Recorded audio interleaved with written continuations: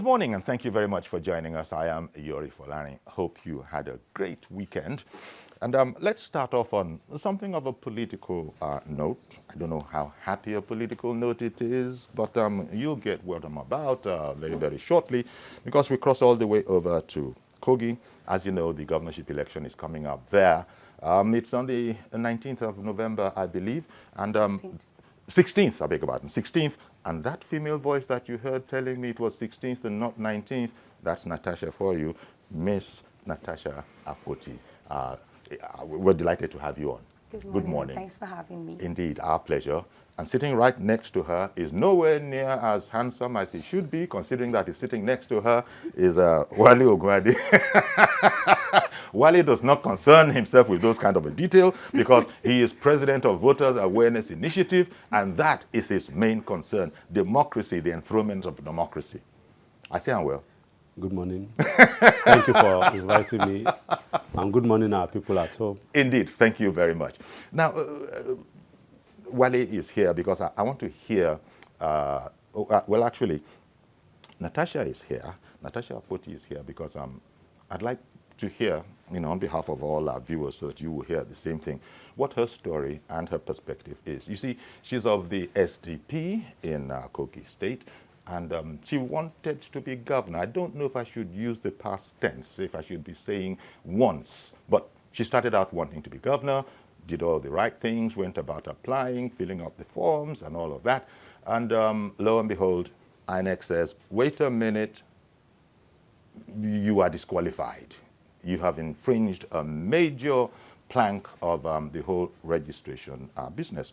Well, let me tell you that 39-year-old Natasha is a lawyer, and so she doesn't even believe that, and she's quoting from the Electoral Act.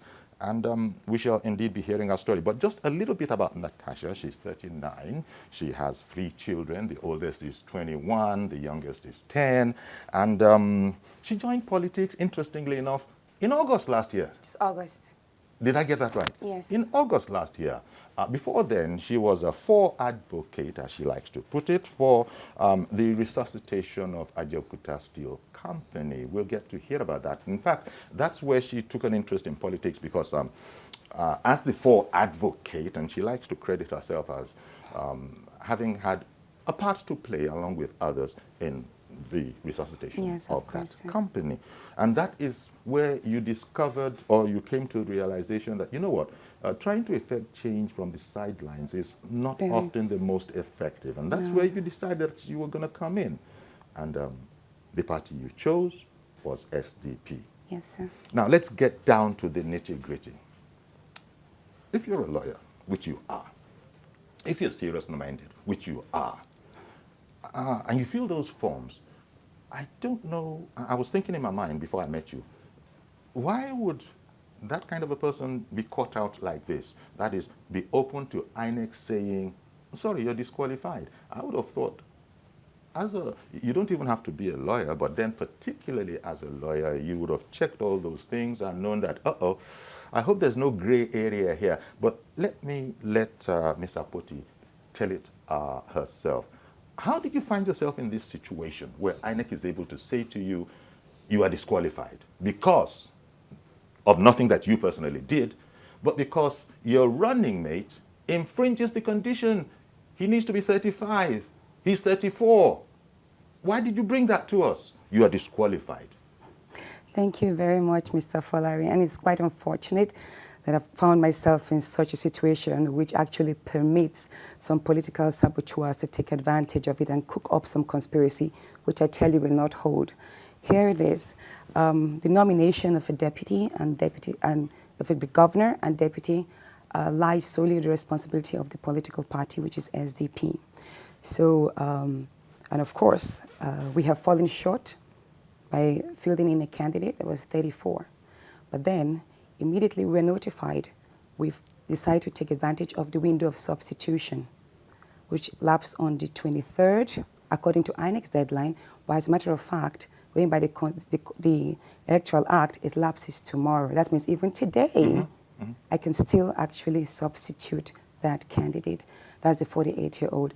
But it will interest you to know... When you say you can still substitute that candidate, by what rule? The Electoral Act? The Electoral Act, Section 36, or Section 35 actually here, it states that a candidate may withdraw as long as it's within not more than 35, not less than 45 days to the election. And 45 days is from tomorrow. And that means when a candidate withdraws, either deputy or the governor, then the party substitutes. So we're still within time. But now let's say this. Last week, which was on the 9th... Still within time? Still within today's within time. The other big problem still remains that INEC is assuming that provided this person, although it's not expressly stated there, provided this person is no younger than 35 years old. That's the substitute I'm bringing forward. Is 48 years old. And it will interest you that he is. INEC actually received his nomination. Okay. On the 23rd, I have it here. So with a 48-year-old. A 48-year-old on Monday last week. The 48... So the reason 48 is coming up is to show that this one is safely within the INEC fence. It is within, exactly, and the Constitution. But for whatever reason, INEC refuses to accept him. Now it's here. You can see that his nomination form was received on the 23rd, even though it was dated 20th. On the 19th, we took the documents to INEC. They refused to take.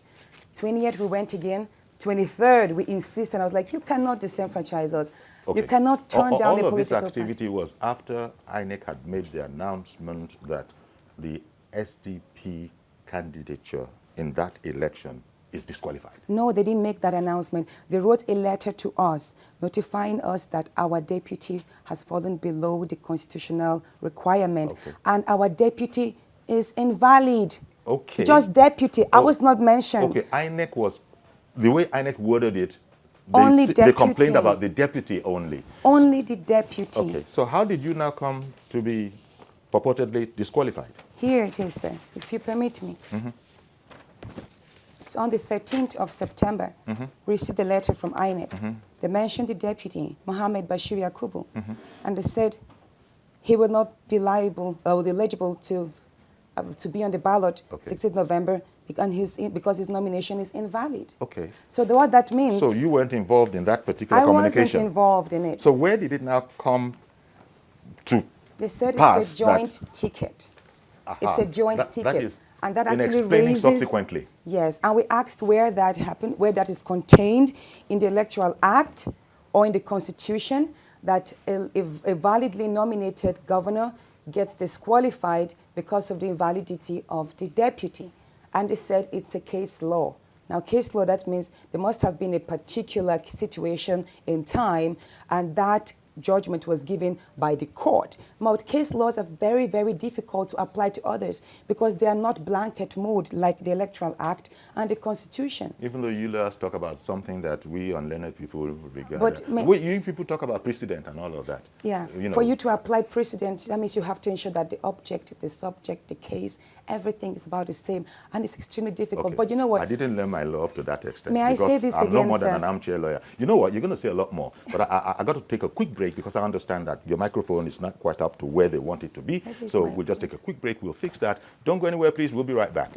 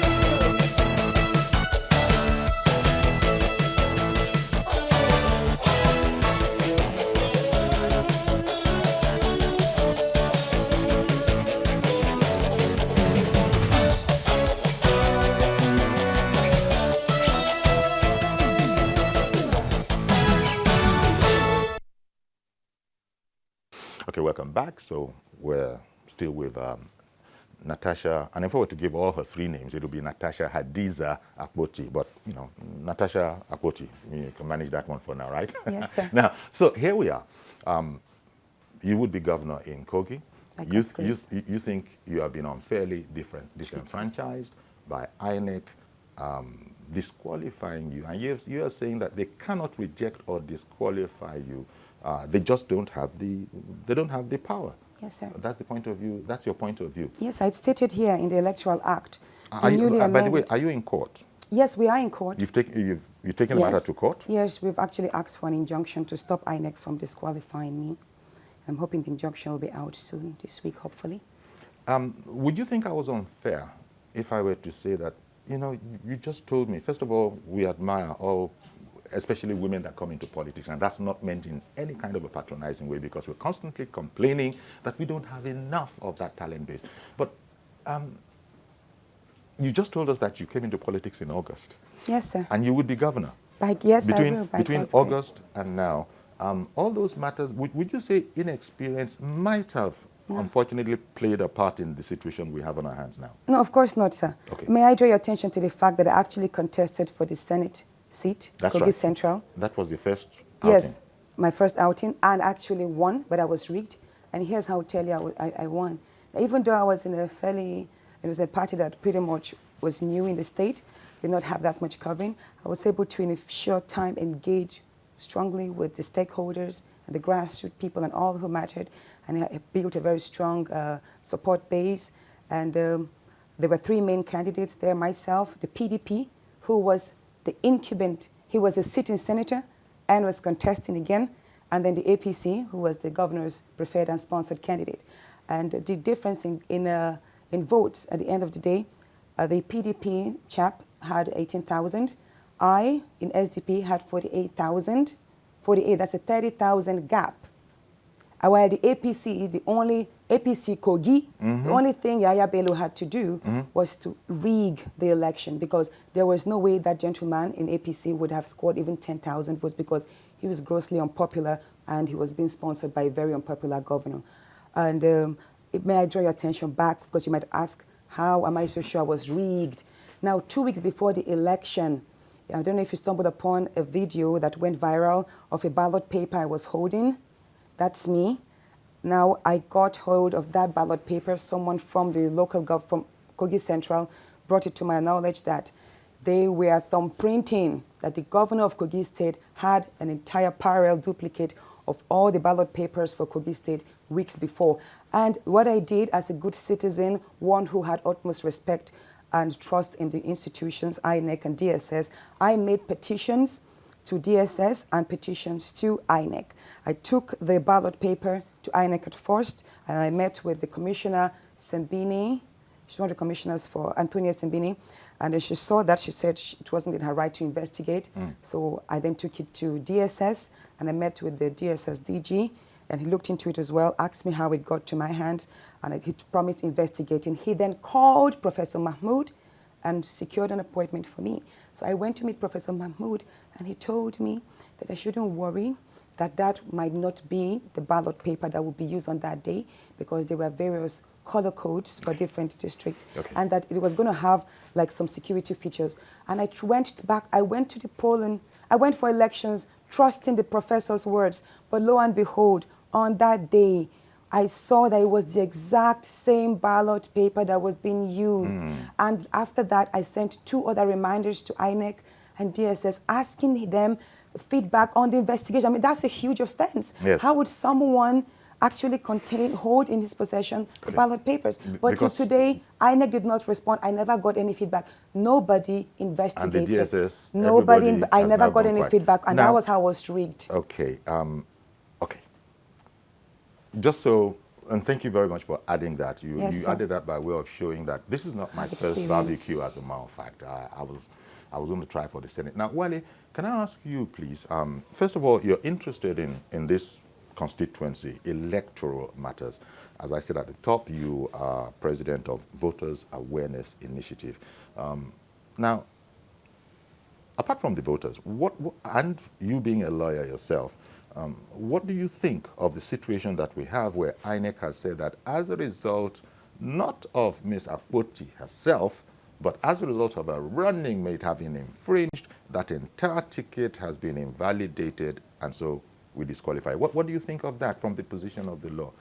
Well, the law is clear that candidates run particularly this type of candidates, and of course it's clear for our own office, that's the office of governor, is taken care of by section 177 of the 1999 Constitution, and it talks about the governor, governorship candidate, and the deputy governor being on the same ticket, and of course on the same level. Whatever makes a governor qualified or disqualified also makes a deputy qualified or disqualified. That's the provision of the law. So what it means is that both of them are seen in the eyes of the law as one. If one has a K-leg, the other person too, before the law, has a K-leg. And the law doesn't take it that if at least one of the legs is straight, then both of them can be straight once you can bring in somebody with a straight leg. No, because we already have somebody with a straight leg. Continue your K-leg analogy. By virtue of substitution, if eventually that K-leg is discovered on time, of course there's a window of substitution. Okay. And she has just stated that is 60 days before. But there is a caveat, and that caveat is that person that has to be substituted should not be within the ambit of a K-leg, I'm now using it colloquially, that has some issues regarding maybe qualification. That is the person that will be substituted. Yeah, the person that happens to now have been rejected. Caused the rejection will be, if they want to substitute, it may be for one reason or the other, not for qualification. Maybe internal issue. But when Ms. Akpoti when we were talking before going on air, she had showed me the part of the Electoral Act, I believe. Was it the Electoral Act or the Constitution? The Electoral Act. Where INEC is that's section 130. Yeah, is barred from disqualifying, section 131 from rejecting anybody for whatever reason whatsoever. Section 131 of the Electoral Act. For whatever reason whatsoever. Did you want you wanted to emphasize that, Abby? Yes, sir. Please read that part. Yes, sir. Section 131. No, 31 subsection 1 states here that, amongst others, that the commission shall not reject nor disqualify candidates for any reason whatsoever. And this is why, even it might take you back to President Buhari's issue of the certificates issue. Now, as much as I hate to do that, it's actually a point of reference in my case, since both the president and myself are being guided by section 177 of the Nigerian Constitution, which stipulates about 5 requirements, which is age, limit, minimum of educational qualification. Now, the president did not submit a proof of his secondary qualification. And this same INEC actually stated then that it was not in their purview to critique any candidate's submission and documentation. That whether the candidate meets the requirement, it's not their business. That it's left for the court to determine that, not them. So how come INEC is now beginning to play double registration? I already admitted to not being any kind of a lawyer myself. May I say something again, sir? But the fundamental one, and I don't know how important you think it is that there is an age flaw. A person who is below this age simply cannot apply for the office of president, for example, or in your case, governor, for example. May I draw your attention so that in addition to every other thing that you say was right about General Buhari, had he come along, I believe the age is what, 35 for a Nigerian president? Is it 40? 40. So if that chappie had come along and was 38 years old, but everything else was in order, he would still be in legal trouble with INEC? Well, sir, no, that's not true. It might have here the immediate past, the list of the immediate past candidates that participated in the presidential election. Okay. Here we have 33 years old. We have 30 years old here. We have the 33-year-old person. His name is Lawal Nafi Mohammed on A party, 33. Vying for what office? President. President, okay. Here we have some that are actually 34, 30 years old here, and INEC approved the list. What did INEC say when you pointed this out to them? They said it was an error, and they expect Nigerians to forgive them. Really? Even yesterday. No, man, you're not joking here. I am telling you, sir. They said it was an error. As a matter of fact, yesterday, Festus Okoye was live on on channels, Politics Today. I was there as well. He joined me from Abuja studio. And he said the reason why they committed such error was because they were overwhelmed. So, but may I take your attention to this? This is also the downloaded list of the entire governors and deputy governors that were on the ballot.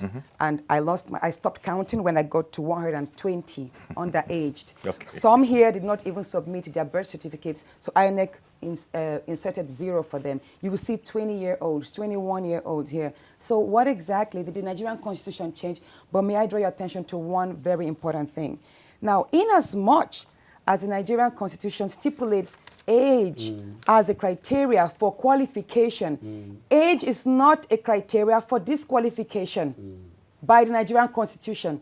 And that's what people are not taking into cognizance. Sir, let me read this. Section 182, subsection 1 of the Nigerian Constitution says, no person shall be qualified for election to the office of governor of a state if, 1, he holds an office in the civil service. He has held such office 2 previous times. He's under death sentence. He's proven he's under death sentence within a period of less than 10 years before the date of election. He has been disqualified from participating in election. He is discharged, an undischarged bankrupt.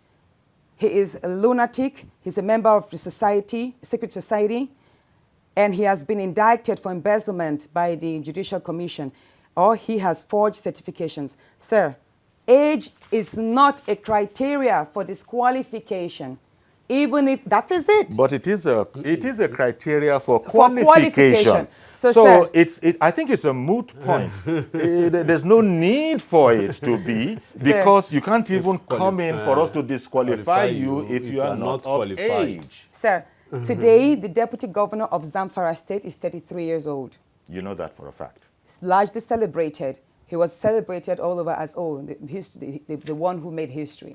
Okay. The youngest governor, deputy governor in the history of Nigeria, okay. 33 years old. Okay. So how about that? Did you, just by the way, the gentleman, Mohammed Bashir Yakubu, the 34-year-old gentleman, yes, sir. Do you know him well? I mean, when this matter didn't come up between you, you and your running mate, as you wanted him to be, were there no conversations that this came up in? And did you say to him, don't worry about that? Or did he say to you, don't worry about that? The conversations between Mr. Bashir and myself did not entail age, because he's mature and he's an engineer, and I know him to be someone of pristine integrity and capacity. Okay. That's it. And he actually came up from the eastern part of Kogi State, from Ida local government. Okay. So that did not you chose him? The party did. Okay, the party It's the party's responsibility too. So the party did. But may I say this, sir? Okay. Let us not forget, we dwell so much on Mr. Bashir and not Mr. Adams, Engineer Adams, who is actually the substitute. And that has not been accepted by INEC? Well, we have them acknowledge the receipt of the nomination form and the withdrawal letter, which actually is a requirement for substitution. I just wanted to but they don't want to act on it. Yeah, but I wanted to be clear about this. Thank you very much for bringing that up. INEC has acknowledged the receipt of your substitution. Yes, sir. And they have withdrawn, as you said. Did you just say that they have withdrawn? What did they withdraw? It is not withdrawn. Oh, but nothing has been withdrawn. Nothing but they have acknowledged that. They have Madam Akpoti. No, SDP. SDP, because not me. SDP, we have received what you have sent us, purporting to, wanting to substitute. Yes, the stamp. Yes. Yes, technically, so that's what it means. Yes, sir. But nothing has changed. Nothing has changed. Because even though they said they received, what they said to you before that was that SDP's candidate had been disqualified. You see, this is where I mentioned about the conspiracy being cooked up. Okay. On one part, they were being very careful with what they put in paper. Sure. But what they say verbally is different. Okay. So the only communication we got as at before this whole brouhaha got messed up was that our candidate, deputy governorship candidate, was invalid. That was it then. Yes. So we now went in a few days afterwards with our 48-year-old deputy and all the documents, but they refused. Well, may I tell you this? In other words, you're not contesting INEC's assertion. In fact, you said, oh, I'm sorry, let's correct that. Because that's what substitution window is for. That is what it's for. As a matter of fact, I've had directors in INEC tell me that they have had I don't know. to make corrections and fill in better candidates if the party wants. Okay, I don't know. And then when we come back, I'm going to ask Wale what are the reasons that because I don't. If a person, God forbid, were to die suddenly, for example, one could understand the need for a substitution. But we'll come to it. I'm being told that I have to go on break. Okay, this is very, very interesting. I'm going to come back and stay with us, please. We'll continue with this conversation. And when the time comes, we'll open up the phone so that you can send in your questions as well.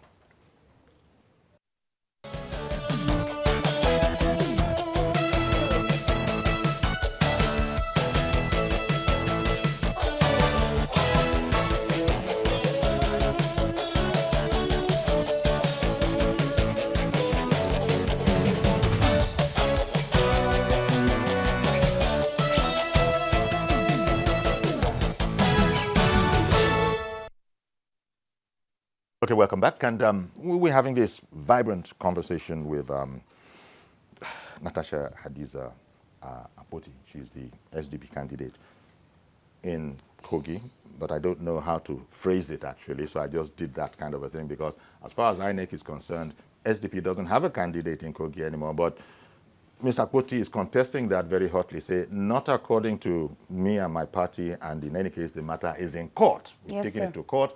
And you are determined that, God willing, you shall still run under the SDP for Kogi and go further to actually win. Yes, sir. Okay.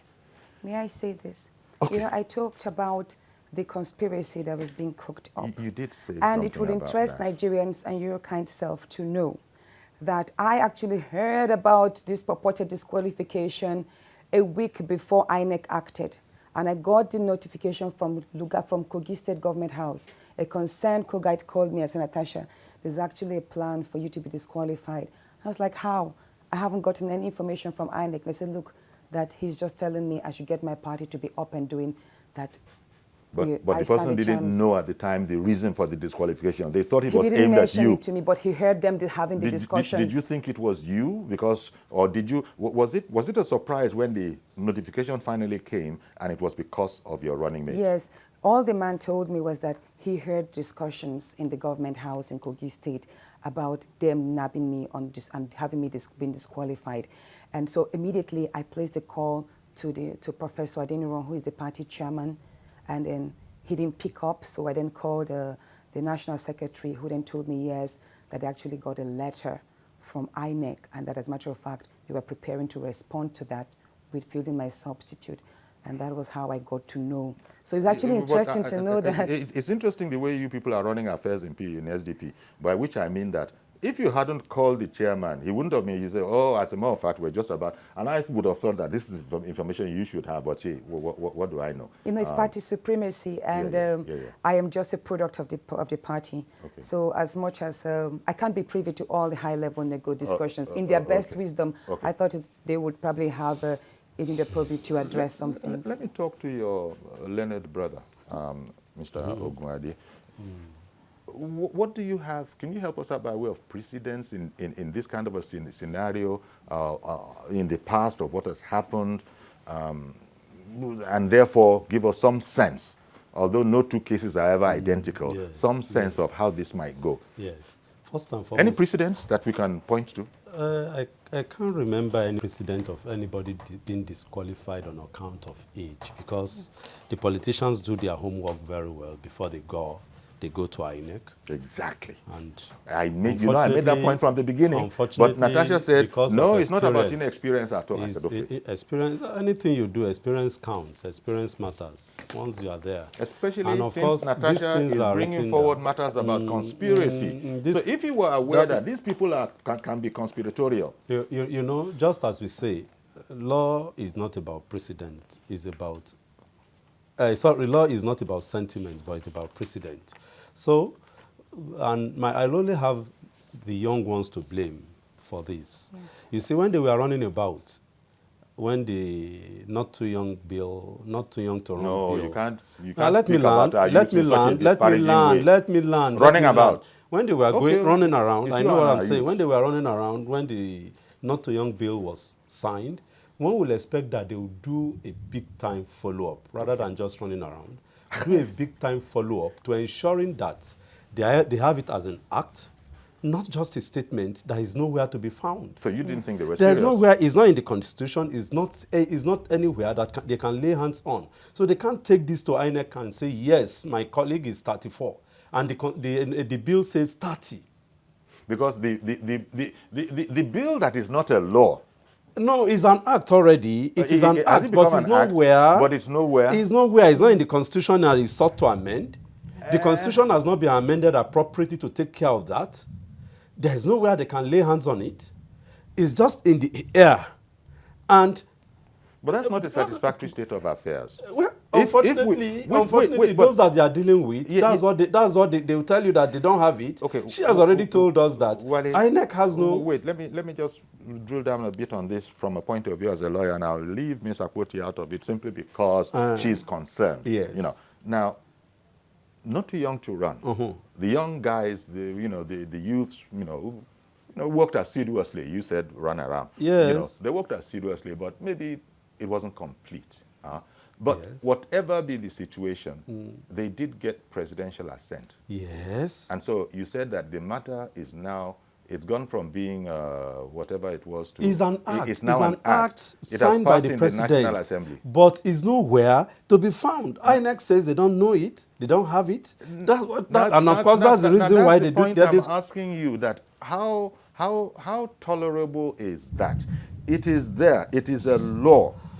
It is a law. But you are saying that, well, they've not included it, but so until we include it in the Constitution... Well, this is not a British system where it is done in the brain that you say, that law exists and everybody takes notice of it. Everybody take notice. They remember that, the National Assembly, the president, there is actually on our books this is a Constitution. There's actually an act on our books. If she goes to INEC office now and say, my colleague is 34, yeah. they will say, okay, show us in the Constitution. But if she were to go with a copy, if she has a copy of the act, super, yeah. it's okay. And because all Nigerians are bound by that act, are they yes, not? yes. But for the moment, you are saying that there is this, I don't know if the right word is lacuna, but you're saying that there is this gap where true, it is an act, yes. but the Electoral Act doesn't know about it yet. Yes. The Constitution doesn't know about it yet. Yes. Mr. Akpoti, I can see it's not so, written. So Let me just ground it. In grounding it is that I'm happy she has informed us that she's in court already. Yes. And that's how she will tell her lawyers to exploit all the angles, not just injunction, but an order directing INEC To accept to take notice. Of course, all acts of government, Yes. the Evidence Act takes into consideration of that. All judicial acts and all acts of government, they are judicially noticed by courts and all government institutions. Right. So all they need to do is to add it in their prayer so that it's now robust for the court to now make, and of course that's one of the things that we use as a precedent. Natasha likes a lot of what you're saying because she's just beaming. She's just beaming. But you know something, sir? It's actually quite sad that at this day and age, We will get there. deliberating. It will be like that because, you see, We are when advocacy is deliberating. on, sorry, my sister, when advocacy is on, you see that people keep quiet. When they see people like us running up and down, advocating for good governance, they say, their trouble is too much until they become victims. Okay, you even use the running up and down for yourself too. I know, I run around. Okay, I so, didn't say that. okay. No, it's not that. I run so around because Nigeria, you know that. no, because I was thinking that look, only it was very serious to Nigerians and especially to the youth of Nigeria. So I thought you might have been a bit disparaging, but you're saying that I run around even a lot. all I do is running around. I run here. Okay.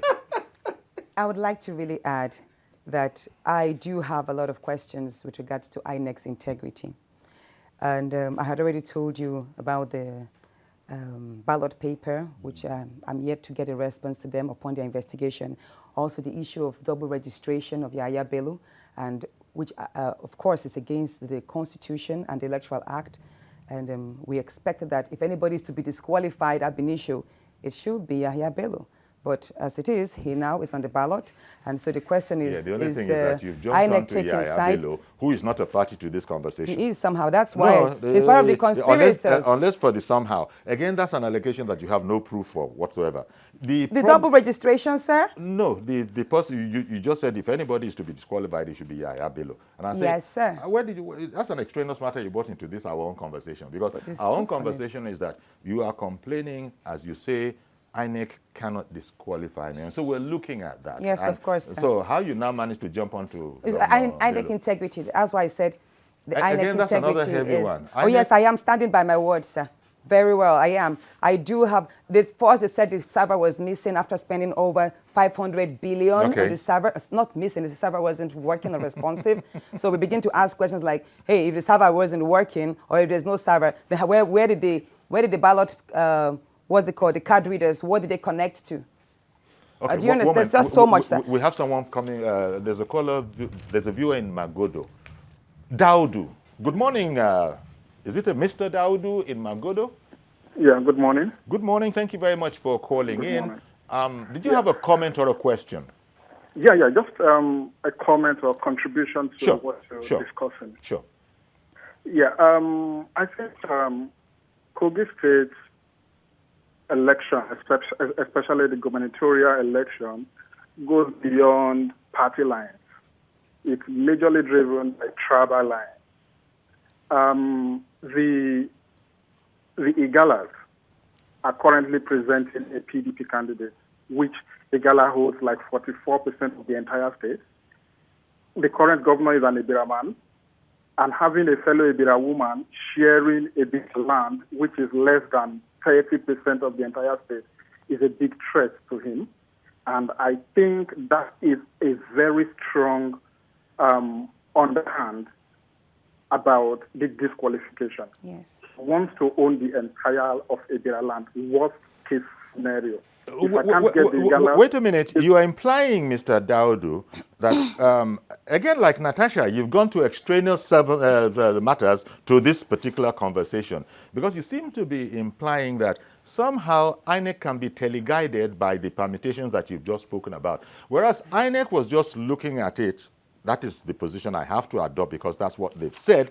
And they have said, hey, sir, well, it happens to be a madam, in which case, madam, you have an issue with us. Your deputy has actually done something that invalidates your whole ticket. So bringing in those other matters that you brought in, sir, I would say that they might be part of a different conversation. But right now we're looking at Ms. Akpoti saying that INEC cannot disqualify her or her party, which is what INEC has done. And that's I want us to keep it on that straight and narrow. Yes, I would appreciate that. I would appreciate that, and I would want to appreciate the fact that Kogi State has its own peculiarity. Doesn't every state? Doesn't every state? Which is mainly driven by tribal lines and not political lines. But then again, that's not exclusive to Kogi. You'll probably agree. If we first appreciate the fact that politics in Kogi is driven by tribes, we would find a better solution to whatever political issues we have in that particular Yes, sir, but just before you go, sir, I take what you've just said, the last statement you've made, but I don't see how it concerns the issue of INEC disqualifying on the basis of age. On the basis of age, he's trying anybody. to say that. Yeah, you also seem to be voting for the conspiracy theory. That is exactly what it is, sir. You might not see it because you are not behind the closed doors with this guy. Yes. I am telling you, I have studied, I'm not from Kogi State, but I have studied Kogi politics for over years, and I have realized that you can't win based on party lines, you win based on tribe. Okay. That is why Yaya Bello is the first non-Igala to have ruled that state, because he belongs to the minority group. And now, sharing the little minority group he has with Natasha is a big threat. Yeah. Okay. When PDP is already having Igala as their candidate. So the truth is this: the current governor is trying to get his own territory at least. That is it. Okay. All right. Thank you very much, Mr. Daudu. Thank you. Thank you very much. And by the way, since they're mentioning Igala, you are actually... Ibira. You are an Ibira, an Ibira man. Ibira woman. He wants to change you. No, but you know what I mean. But so there you go. Support it, So don't worry. I don't know. We'll deal with that. Just relax. Just relax. But wait a minute, Mr. Akpoti. So I saw that you were nodding, when Mr. Daudu was saying things, and Yes.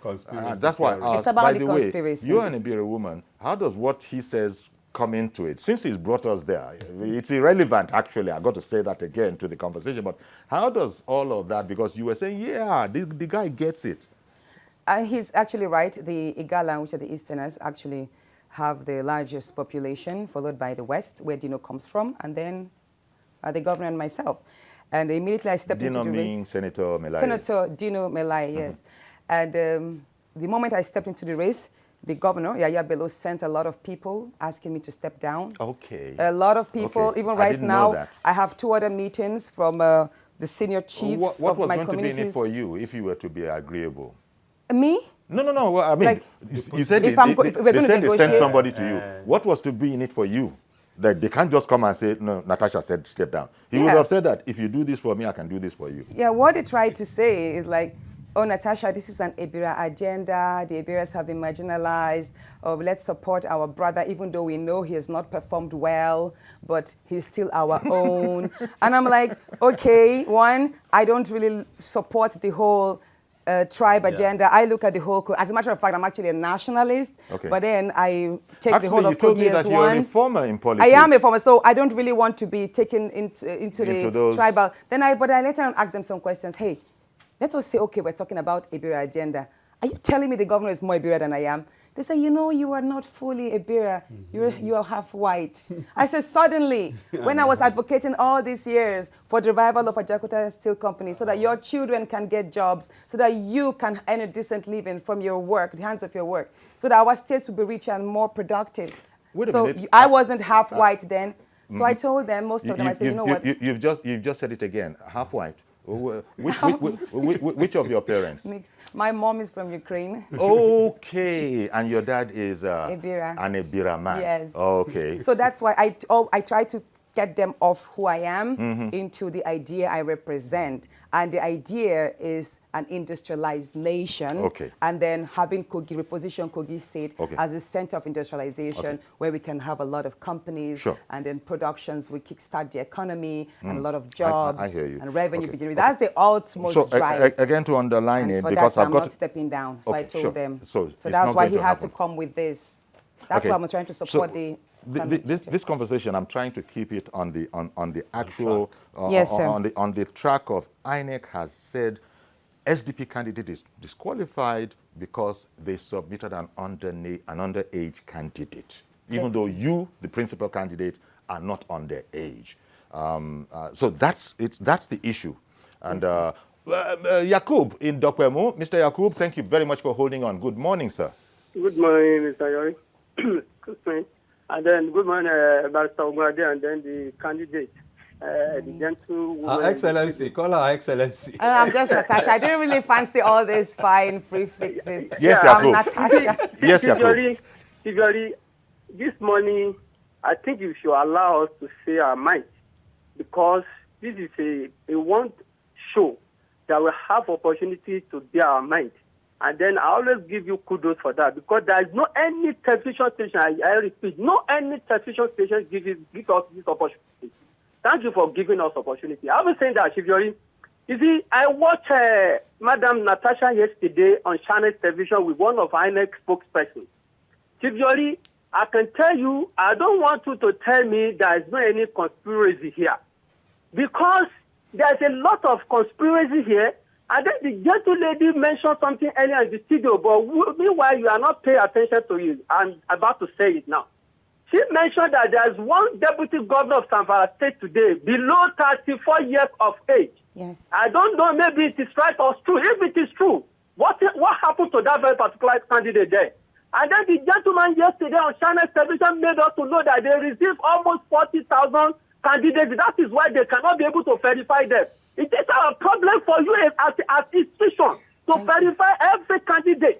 Now it comes to Natasha issue now. Now you are not come to realize that the deputy candidate to the candidate it is below 35 years of age, and so you are not disqualified that very particular gentlewoman.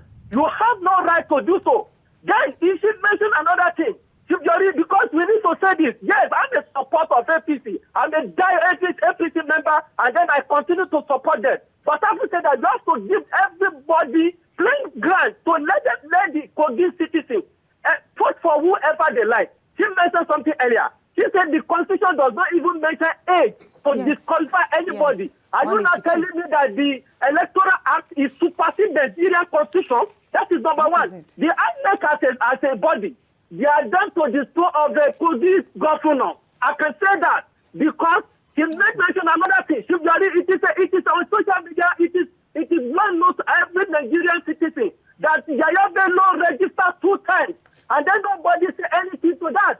Up to today, and then what are we talking about? We have to deal with this gentle lady. They should allow her to contest to become a governor of that very particular state. If you want, so be it. If does not want, he can still contest next year, and then can still contest for the Senate. So the gentle lady in the studio, it is just to give the run for the money for the Yaya Bello because he's not this very particular lady. All right, then. Thank you very much. Let me quickly just jump in now and let people know that injustice to one is injustice to all. And it does not matter how long anybody spends in government. One way or the other, push will come to shove. So all of us who hold one office or the other and who have the opportunity of making things work, and you think you are using government or authority or institution against the people, and talking in alignment with what my brother just said. We should, everyone is equal before the law. There should be no issue of some people being seen or perceived to be above the law, because no matter who anybody is, the law is above the person. Now, which law exactly are we law talking as in about? natural law. Wait, as in natural law. I know, sir. But we have laws I in know, this sir, country. But you see, the complication and why it is even worthy of our time to have a conversation on it is that there is the not too young to run act. Yes, that's that what one I'm going. says 30. Yes. There is the Constitution. Son. That one says 35. It has been amended in line with this not too young. My only problem... Wait. What you've just explained to us, that's how what it I'm works. saying. That's so what I'm that's going. why we're having this My conversation. only problem is that it's nowhere to be found. Well... That's why and of course this one now, I'm sure, not only us here, the whole world is listening, and people do, because I'm sure nobody will want to fall into the trap of Natasha again.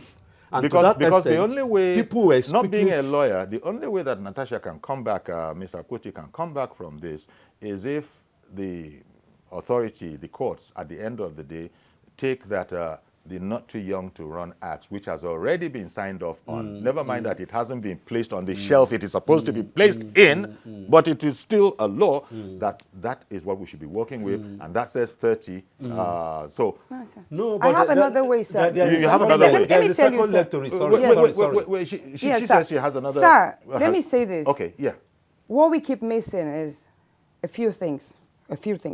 One, that INEC has erred. It has no right to reject on the face of it for whatever reason.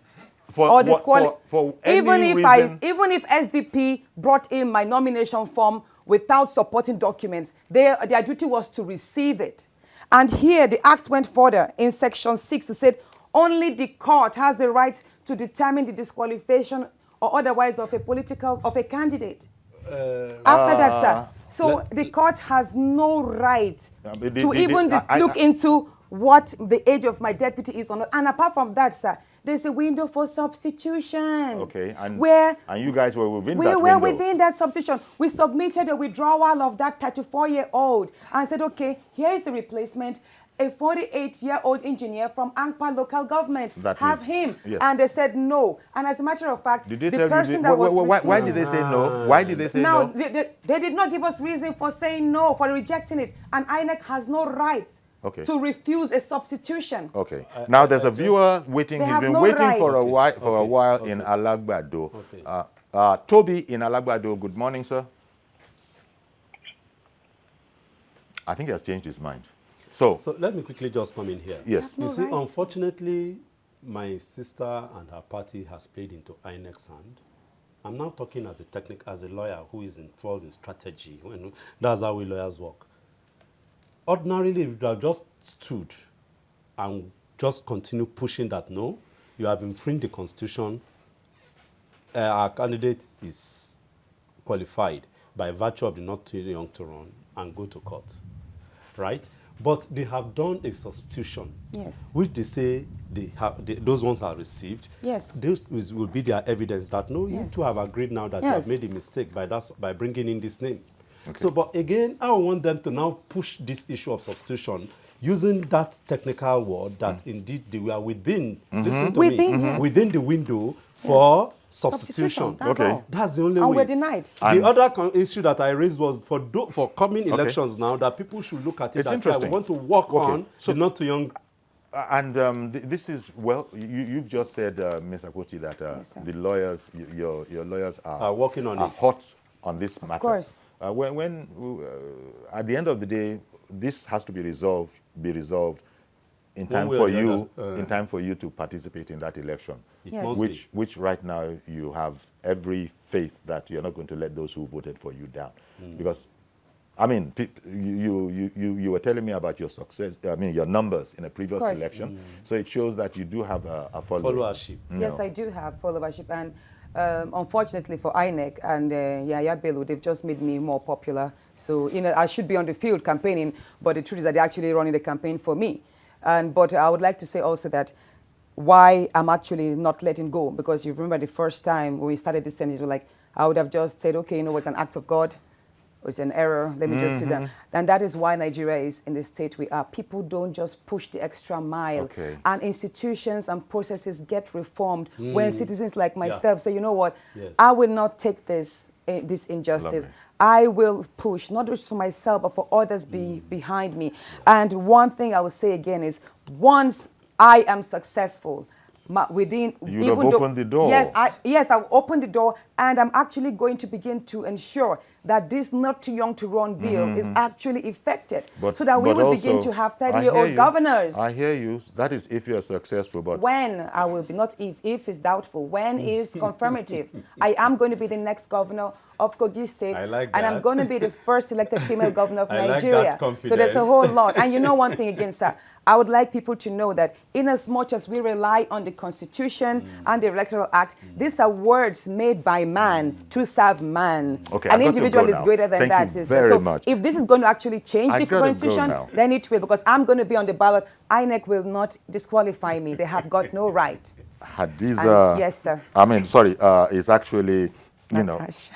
Natasha Hadiza Akpoti. Akpoti. That's the complete one. Thank Yes, you sir. very much for coming, and I wish you luck in your endeavor. Appreciate you, sir. Nigeria needs a lot more females in politics, Yes. and I thank you very much, Wale Ogunade. Mr. Wale Ogunade is a God be legal the practitioner. glory. Thank He's you, helped sir. us elucidate some of those areas. To So God be thank you the very much I for appreciate coming on you the program. greatly. And I Indeed. appreciate her too. Indeed. So that's our program. Please join us tomorrow for a fresh edition. I'm Yori Folari. Bye-bye for now.